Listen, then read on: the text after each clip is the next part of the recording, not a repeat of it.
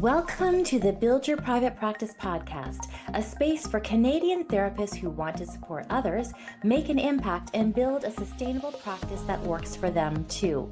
I'm your host, Liane Wood, a registered psychotherapist, group practice owner, and business mentor, and I'm here to help you build a private practice that allows you to keep doing the work you love without burning out. Because the people who need your help the most are counting on you, and you deserve a practice that supports you while you support them. Let's dive in. Here's what I wish someone had told me about starting a private practice. The systems you set up in your first 6 months will decide whether you grow steadily or burn out trying. Booking by email, tracking sessions in a spreadsheet, chasing payments, that's the path most practitioners regret. Jane is the practice management software that I point BYPP members to when they're setting up their first practice.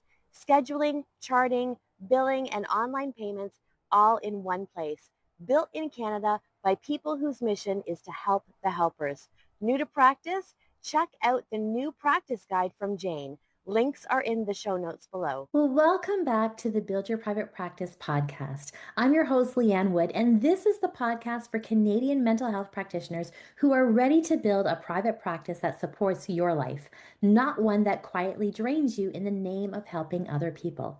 And today, I'm tackling a topic that I know is going to be a little bit spicy, and I'm going to push back today on something I hear frequently in our profession. And I'm going to ask you to consider a reframe that might land differently than you expect. We're going to talk about your regulatory college. So stay with me because this is not the episode you might think it is. Now, if you've spent any time in therapist circles in Canada, whether it's at a conference, in a Facebook group, at a peer consultation, anywhere where 2 or more practitioners are gathered, you've probably heard this conversation. You may have even been a part of it. I know I have certainly been part of it at some points. And the conversation is about your regulatory college. And it usually starts with something specific, maybe the annual fee that went up again, the CE requirements that feel like a moving target, or the documentation standards that take longer than the therapy did, the complaints process that everyone has a story about, the audit that took weeks of evenings, or the new policy that no one was consulted on, the form that asked the same question on page 2 that it asked on page 1. The complaints are real, and I'm not going to pretend that they aren't. Every regulatory body in our country, in every province, has things about them that are clunky, slow, frustrating, and sometimes poorly designed. I have my own list, you have your own list, and we probably overlap on some of it. But here's what I have noticed about the way these conversations go. The frustrations are rarely about specific policy mechanics. They get framed in a particular tone, a tone of betrayal, a tone of being policed, a tone of they don't understand us, they don't care about us, they exist to make our lives harder. The college becomes, in the way we talk about it, an adversary, the institution that does not have our backs. And I've heard this so many times in so many ways from so many therapists I respect deeply. And for a long time, I nodded along because honestly, when the annual renewal email lands in my inbox and I have to spend time going through CE logs and verifying my hours and updating my information, I feel it too. The mild dread, the why is this so much? But the way we frame it collectively as a profession, I think that frame is wrong. And I think it's costing us something. And so let me push back on it today with love, with respect for every frustration on your list, and with the goal of offering you a different way to hold this whole thing. If you think your regulatory body exists to police you, I think you're reading the whole profession wrong. And that is a strong sentence, I know. I mean it, let me back it up, because your college does not exist for you. That is the first thing to be clear about. The college does not work for therapists. It's not a professional association, and it's not a member benefit organization. Its job is not to make your life easier. The college exists for the public.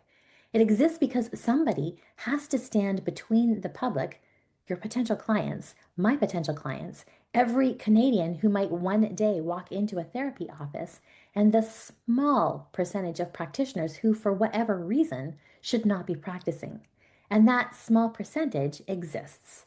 It exists in every profession. It exists in medicine, in law, in nursing, in accounting, in any field where one person sits in a room with another person in a position of trust.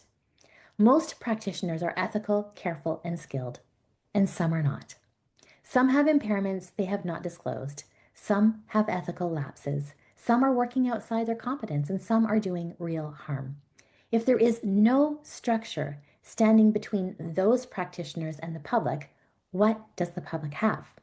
Nothing. They have hope. They have a Google review. They have the practitioner's own description of themselves, but they have no independent verification that the person they are about to be vulnerable with is, in fact, qualified, supervised, accountable, and safe. And that is what a regulatory college is. It is the support that does the independent verification and is the reason the professional title you have and that you use means anything at all. Without your college, therapist is just a word anyone can put on a business card. It's the same as life coach or energy healer or any of the other titles that have no regulation, no accountability, no minimum standards, and no complaint process. Some of those practitioners are wonderful, and some of them are dangerous. The public has no way to know which is which because no institution is doing the work of telling them. Your college is the institution that does that work for your profession so that the public can walk through your door, sit down, and trust that they are talking to someone who has been vetted. This is not policing. That's protection of the public. And though it is less obvious, of you. So let me say something about that trust because I think it is the most undervalued asset in your whole practice. When a new client books a first session with you, do you ever stop to think about what they are actually trusting? They've never met you. They've read your website, maybe. They may have read a review. They might have a referral from someone they trust, but fundamentally, they are about to sit in a room or on a video call with a stranger and tell that stranger things they have not told most of the people in their life about their marriage, about their trauma, about their sexual history, about the time they thought about ending their life. And that is an extraordinary act of trust.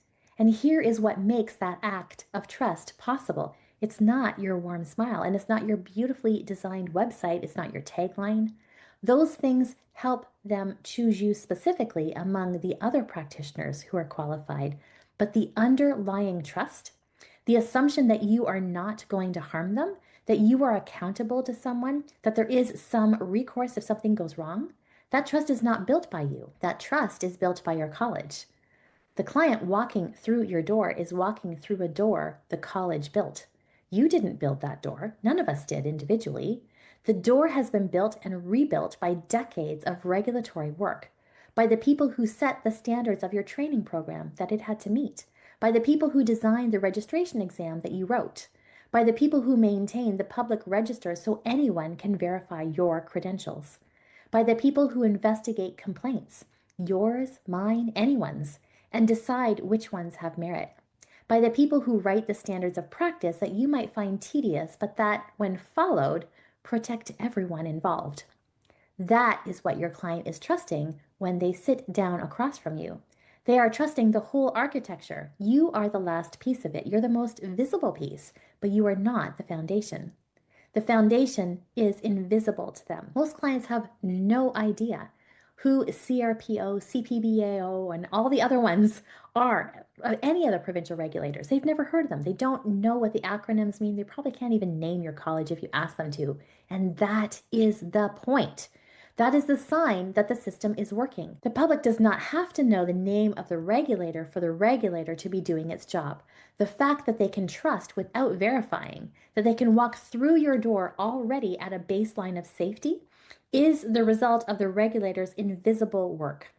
Your practice runs on that invisible work. Every session you have ever billed for has been, in some real sense, billed in a market that the college has made possible. Now, I said at the start that the frustrations are real, and I want to honor that, because if I just told you, stop complaining about your college, they're doing their job, you are wrong to be frustrated, that would be dismissive and also wrong.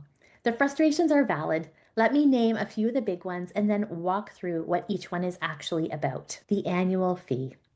The annual fee is the thing that pays for the infrastructure that does everything I just described. The salaries of the investigators who look into complaints, the legal staff, the communications team, the licensing administrators, the IT systems that run the public register, the cost of running a regulatory body for thousands of practitioners across a province year after year. None of that is free. Somebody has to fund it. The funding model in most regulated professions is that the practitioners themselves fund it through annual fees. Is the fee sometimes too high relative to what the average practitioner makes in our field? Possibly. There are legitimate conversations to be had about scale and structure and whether the fee burden is distributed fairly. But the existence of a fee is not the betrayal. The fee is the price of the door your clients walk through. Without it, the door doesn't exist. The CE requirements. Continuing education requirements exist because the field changes. New research comes out, new modalities emerge, new populations need to be served in ways the original training didn't cover. The requirement to engage in ongoing learning is the structural mechanism that prevents the field from stagnating.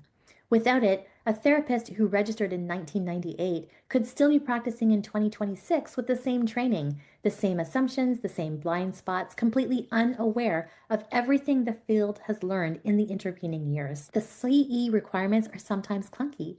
Some of them feel performative, and some of the providers are not great. There is real work to be done on improving the CE infrastructure in many provinces. But the principle that practitioners stay current is not the problem.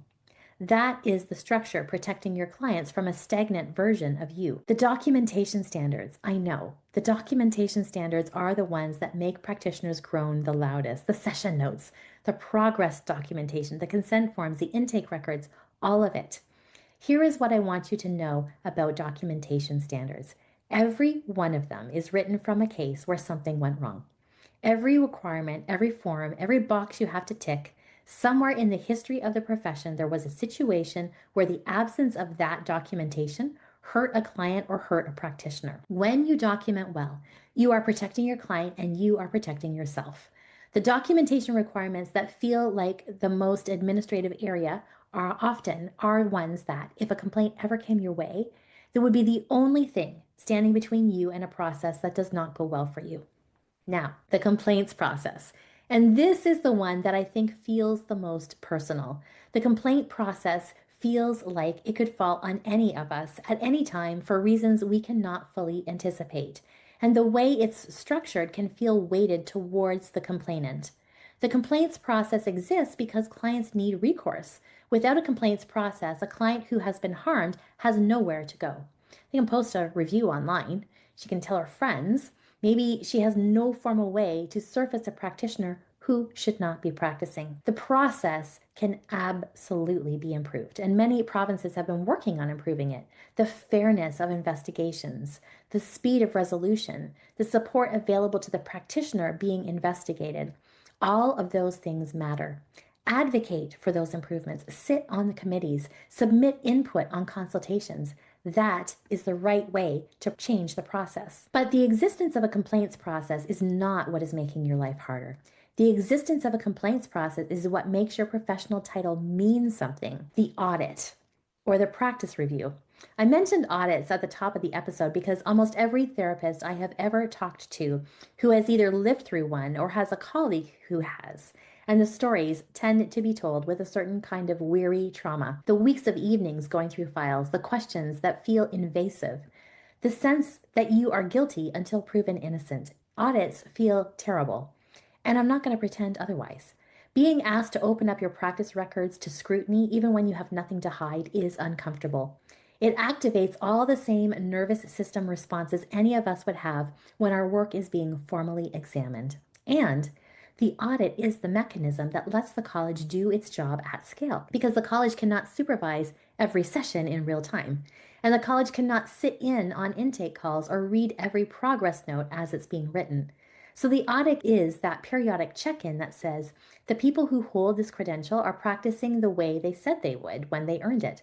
It is the structural follow-through on the trust the public extends. If audits did not exist, the standards of practice would be aspirational only. They would mean nothing. The audit is the part where the standards become real, which again is what makes the credential mean anything in the first place. So here's the distinction that I want to leave you with.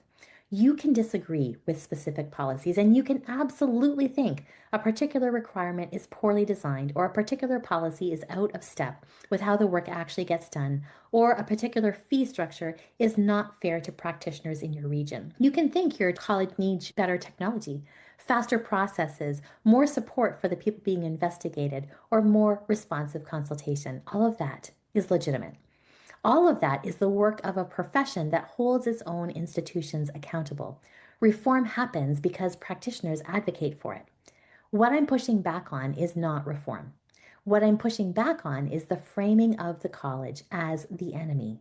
Because when we talk about our college as if it's adversarial, as if it exists to make our lives harder, as if it does not understand us, as if it is something to be evaded or worked around, we are doing something to ourselves and to our profession that I think we underestimate. We are passing that frame down. The newer therapist in the room, the one who just got registered, the one in their first year of practice, the one still learning what all of this looks like, they absorb that frame. They learn to roll their eyes when the renewal email arrives. They learn to brace when they have to update their file.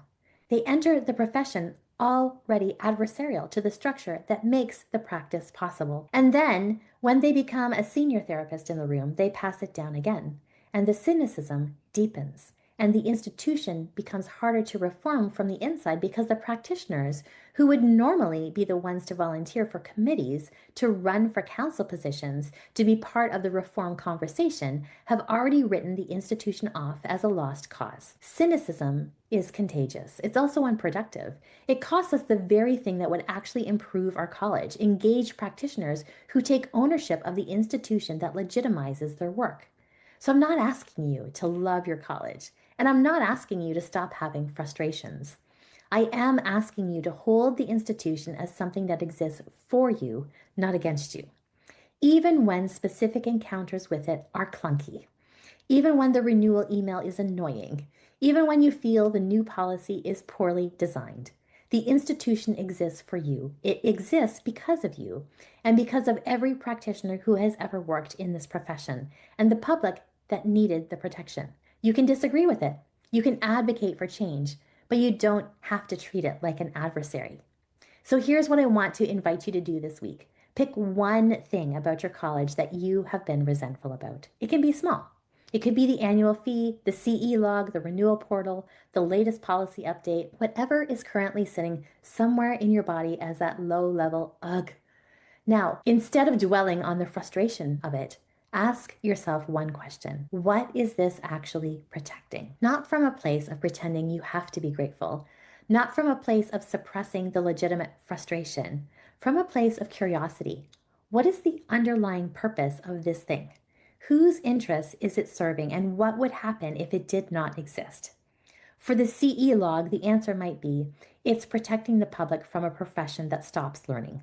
It might also be protecting future you from being a practitioner who stagnated for 10 years without noticing. For the renewal portal, the answer might be it's protecting the public's ability to verify that you are still in good standing, which by extension is what keeps your title meaningful. For the documentation standards, the answer might be it's protecting both your clients and you in the event that something ever goes wrong and a record matters. You may sit with the question and decide the requirement is in fact poorly designed, and that's fine. That's real.